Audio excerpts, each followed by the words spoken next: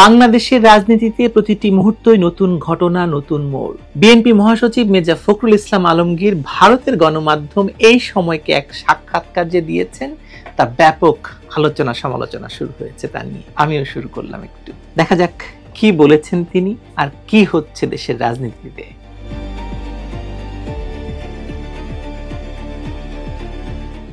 ভারতের একটি গণমাধ্যম এই সময়কে দেওয়া এক সাক্ষাৎকারে মির্জা ফখরুল ইসলাম আলমগীর যে বক্তব্য দিয়েছেন তা ইতিমধ্যে আপনারা জেনে গেছেন। তিনি শুধু জামায়াতকে নিয়ে তার দলের অবস্থান স্পষ্ট করেছেন তা নয়, আওয়ামী লীগ এবং জাতীয় পার্টিকে নির্বাচন প্রক্রিয়ার অংশ হিসেবে দেখতে চান বলেও জানিয়েছেন। অথচ এক সময় আওয়ামী লীগকে নিষিদ্ধ করার দাবি তুলেছিলেন মির্জা ফখরুল নিজেও এবং তার দল বিএনপি তো অবশ্যই।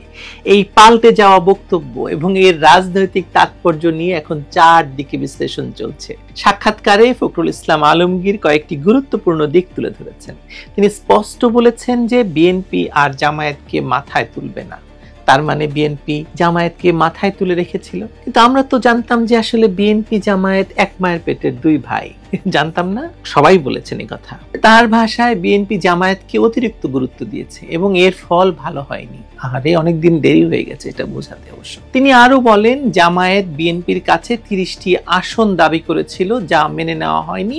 আমরা আরো কম বলেছিলাম। এখান থেকেই আসলে বিরোধের সূত্রপাত। এই তথ্য প্রথমবার প্রকাশ্যে আসলো আর সেটা ভারতীয় গণমাধ্যমে। অন্যদিকে জামায়াত এই দাবি পুরোপুরি অস্বীকার করেছে। তাদের বক্তব্য বিএনপির সঙ্গে আসন ভাগাভাগি নিয়ে কোনো আলোচনা হয়নি। ফলে দুই দলের মধ্যে অবিশ্বাসের দেয়াল আরো উঁচু হলো। উঁচু তো হচ্ছিলই, আরো উঁচু হলো। সাক্ষাৎকারে আরেকটি বড় বার্তা ছিল আওয়ামী লীগ এবং জাতীয় পার্টিকে নির্বাচনে দেখতে চাওয়ার ইচ্ছা।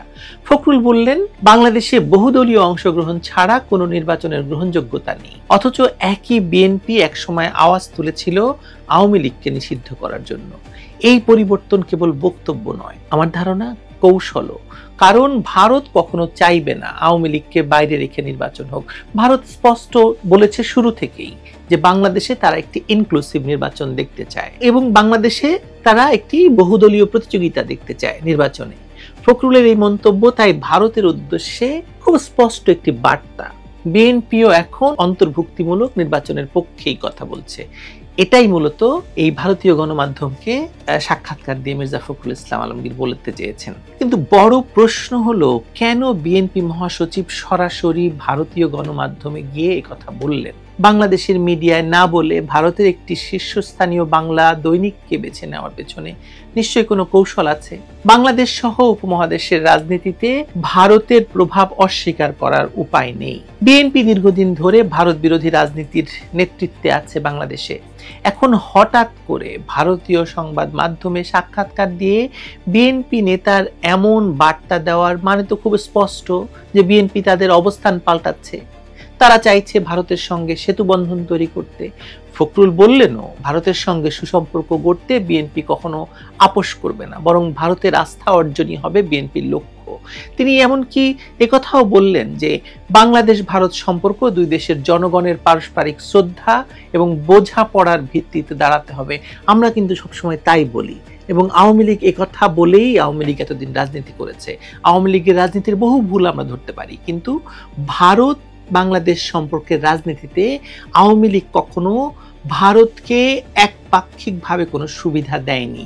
দিলে গত 1.5 বছরে, গত 1 বছর 3 মাসে ডক্টর ইউনূস ভারতের সঙ্গে যেসব চুক্তি করা হয়েছে সেসব চুক্তি নবায়নও করতেন না। সেসব চুক্তি জনসম্মুখে প্রকাশ করে আওয়ামী লীগকে ভারতের দালাল প্রমাণ করতে ডক্টর ইউনূসের সরকার 1 সেকেন্ডও সময় নিত না। ফিরে আসি মির্জা ফখরুল ইসলাম আলমগীরের কথায়। বাংলাদেশের অভ্যন্তরীণ রাজনীতিতে বিএনপি এখন কোণঠাসা। খালেদা জিয়া কার্যত কোথাওই নেই। দলের গহনা হিসেবে তিনি এখনো আছেন ফিরোজায়। তারেক রহমান বিদেশে থেকে নেতৃত্ব দিচ্ছেন, কিন্তু দেশে ফিরতে পারছেন না। মাঠ পর্যায়ে আন্দোলনকে টিকিয়ে রাখতে গিয়ে বিএনপি নানাভাবে চাপে আছে। জামায়াত এবং অন্যান্য ইসলামপন্থী দল বিএনপির এক সময়ের সহযোগী ছিল, এখন তারা হয়ে উঠেছে একটি বড় বোঝা। বিশেষ করে ভারত এবং পশ্চিমা বিশ্বে জামায়াতের ভাবমূর্তি তো ভীষণ খারাপ। যুদ্ধাপরাধ, সন্ত্রাস এবং উগ্রবাদের অভিযোগে তাদের বিরুদ্ধে সবাই আসলে একাট্টা। এই প্রেক্ষাপটে বিএনপি যদি ভারতকে পাশে পেতে চায় তাহলে জামায়াতকে দূরে সরানো ছাড়া উপায় তো নেই। ফখরুলের বক্তব্য তাই শুধু রাজনৈতিক অবস্থান নয়, কূটনৈতিক দিক থেকেও একটি স্পষ্ট বার্তা ভবিষ্যতের রাজনীতির জন্য। ফখরুল সাহেব তার সাক্ষাৎকারে আরো উল্লেখ করেছেন যে আওয়ামী লীগ ছাড়া নির্বাচন কোনোভাবেই সম্ভব নয় বা গ্রহণযোগ্য হবে না। তিনি চান আওয়ামী লীগ এবং জাতীয় পার্টি প্রতিদ্বন্দ্বিতা করুক, আওয়ামী লীগের যে শরিক দলগুলো আছে সেই তারাও নির্বাচনে প্রতিদ্বন্দ্বিতা করুক, যাতে নির্বাচনে বৈধতা নিয়ে প্রশ্ন না ওঠে। শেখ হাসিনার আমলে যেমন সবাইকে নির্বাচনের বাইরে রাখায় নির্বাচনগুলো নিয়ে প্রশ্ন উঠেছে, সঙ্গত কারণে মির্জা ফখরুল ইসলাম আলমগীরের বা তার দল এরকম কোনো নির্বাচন করতে চান না যে নির্বাচন নিয়ে প্রশ্ন উঠে পরবর্তীতে। একই সঙ্গে তিনি আওয়ামী লীগকে একনায়কতন্ত্রের অভিযোগে ক্রিটিক করেছেন, বলেছেন শেখ হাসিনা ক্ষমতা আঁকড়ে ধরে দেশের গণতন্ত্রকে হত্যা করেছেন। এখানেই তার কৌশল। আসলে তিনি সমালোচনা করছেন এবং কড়া সমালোচনা করছেন এবং বৈধতাও দেওয়ার চেষ্টা করছেন।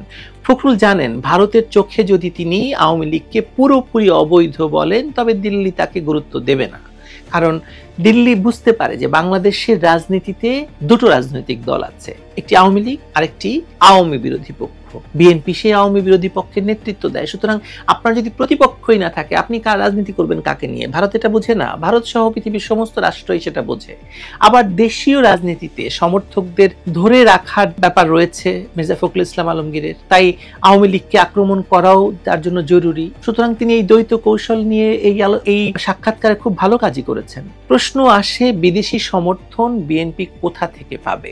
আমেরিকার দিক থেকে তাদের আশা ছিল অনেক, কিন্তু ওয়াশিংটনের অবস্থা এখনো আসলে অনিশ্চিত। এই জন্য হয়তো তিনি এখন ডক্টর ইউনূসের পিচ নিয়ে বা গেটিস হয়ে গেছেন আমেরিকায়। যুক্তরাষ্ট্র গণতন্ত্র এবং মানবাধিকার নিয়ে কথা বলে, কিন্তু শেষ পর্যন্ত তারা তাদের নিজস্ব পছন্দের সরকারের সঙ্গে কাজ করে দেশে দেশে। বিএনপি তাই এখনো নিশ্চিত নয় আমেরিকা আদৌ তাদের পক্ষে বা তাদের সঙ্গে তাদের জন্য শক্ত অবস্থান নেবে কি নেবে না।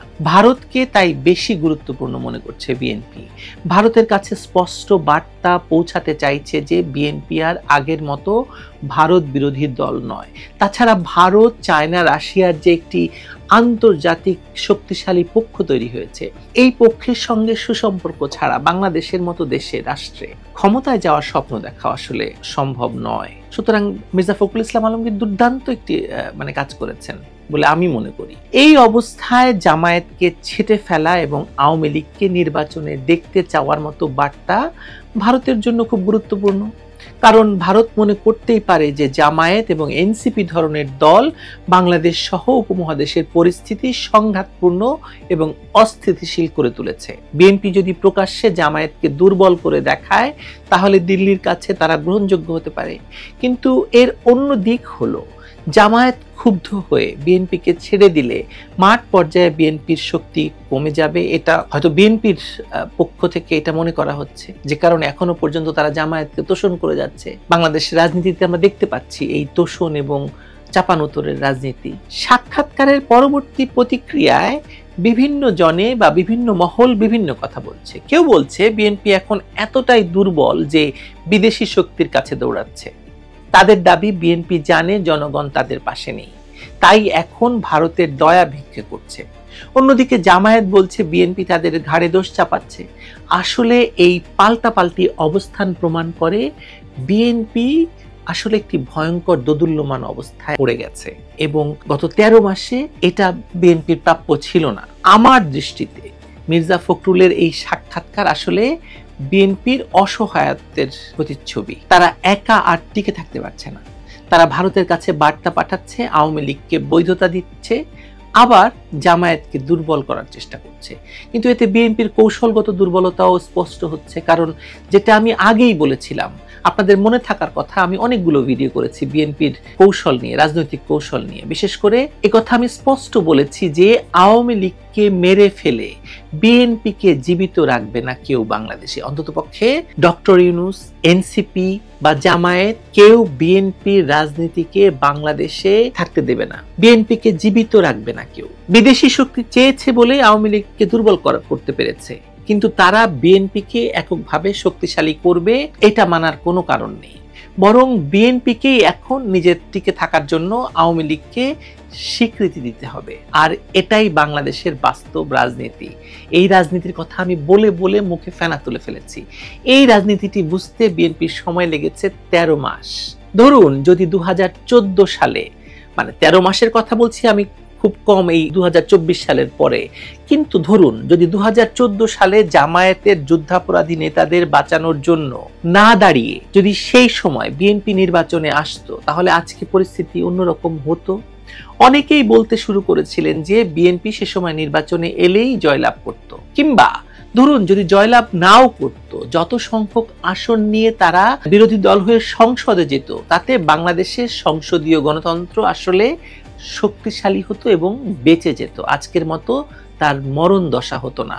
সংসদ ভবনকে ওই সন্ত্রাসীরা গিয়ে 2024 সালে দখল করতো না। আজকে বিএনপিকে পিআর মেনে নিয়ে নির্বাচনে পরাজিত হয়ে রাজনীতিতে টিকে থাকার জন্য জামায়াতের মতো স্বাধীনতা বিরোধীদের কাছে কথায় কথায় পরাজিত হতে হতো না। ডক্টর ইউনূসের মতো 1-11-2 থিওরির জনক, তার কাছ থেকে রাজনীতি ভিক্ষা করতে হতো না। মির্জা ফখরুল ইসলাম আলমগীরকে ডক্টর ইউনূসের গেটিস হয়ে তার পিছন পিছন নিউ ইয়র্ক দৌড়াতে হতো না। অনেক কিছুই হতো না যদি বিএনপি শুধু তার নিজস্ব রাজনীতিটাও ঠিক মতো করতো। হোক সেটা আওয়ামী বিরোধী, আপত্তি নেই, কিন্তু বিএনপি তো আওয়ামী বিরোধী রাজনীতি আর জামায়াতের দেশ বিরোধী রাজনীতিকে এক করে ফেলেছিল। ফলে এখন তার ফল ভোগ করছে তারা তো করছেই, পুরো দেশটাই ভোগ করছে। আরো বাকি আছে। ফেব্রুয়ারি, দিল্লি দূর অস্তের মতো এখন অনেক দূরে। এখনো তারেক রহমান দেশে ফিরতে পারেননি, পারবেন কিনা তাও জানা যায় না। বিএনপি যতই ভারতের কোল ঘেঁষতে চেষ্টা করুক না কেন, 10 ট্রাক অস্ত্র বিচ্ছিন্নতাবাদী উলফা নেতা অনুপ চেটিয়াকে বিএনপি উত্তরায় বাড়ি দিয়ে, ব্যবসা দিয়ে বাংলাদেশে পাকিস্তানে ভারত বিরোধী আইএসআই এর যুদ্ধক্ষেত্র বানানোর ইতিহাস ভারত সহজে ভুলে যাবে বলে মনে করার কোনো কারণ নেই। কারণ আছে কি? আমি মনে করি না। দেখাই যাক। খেলা যেহেতু শুরু হয়েছে, খেলা তো শেষ হবে একদিন। আপনারা পপকর্ন নিয়ে বসতে পারেন চাইলে। তবে ভাই, মির্জা সাহেবকে আমি ব্যক্তিগতভাবে ধন্যবাদ জানাতে চাই এ কারণে যে এই সময় তিনি এরকম একটি সাহসী সাক্ষাৎকার দিয়েছেন। যদিও তিনি এবং তার দল থেকে বলা হচ্ছে যে এই সাক্ষাৎকারে তাকে ভুলভাবে উপস্থাপন করা হয়েছে। যদিও কোথায় সে ভুল সেটা তিনি বা তার দল জানায়নি। বিএনপির গুলশান অফিসে গিয়ে ভিডিও ক্যামেরা নিয়ে অথবা রেকর্ডার নিয়ে একজন সাংবাদিক সাক্ষাৎকার নিয়ে গিয়ে তার দেশে ফিরে গিয়ে সাক্ষাৎকারটি প্রকাশ করেছেন, প্রচার করেছেন এবং বলেছেন যে তিনি যা বলেছেন তাই হুবহু এই সাক্ষাৎকারে তুলে ধরা হয়েছে। বাংলাদেশের প্রতিটি কাগজে এই সাক্ষাৎকার নিয়ে নানাবিধ রিপোর্ট করেছে, পক্ষে এবং বিপক্ষে। এই ভয়ঙ্কর সময়ে দেশকে স্বাভাবিক অবস্থায় ফিরিয়ে নিতে মির্জা ফখরুল ইসলামের এই সাক্ষাৎকার ইতিহাস হয়ে থাকবে, এটা আমি নিশ্চিত করে আপনাদেরকে বলছি। আমার কথা মিলিয়ে দেখবেন। এখনো পর্যন্ত ভুল কিছু বলিনি, মিথ্যা কিছু বলিনি আপনাদেরকে। আশা করি কখনো যেন মিথ্যা বলতে না হয় আপনাদের সামনে। ভালো থাকবেন।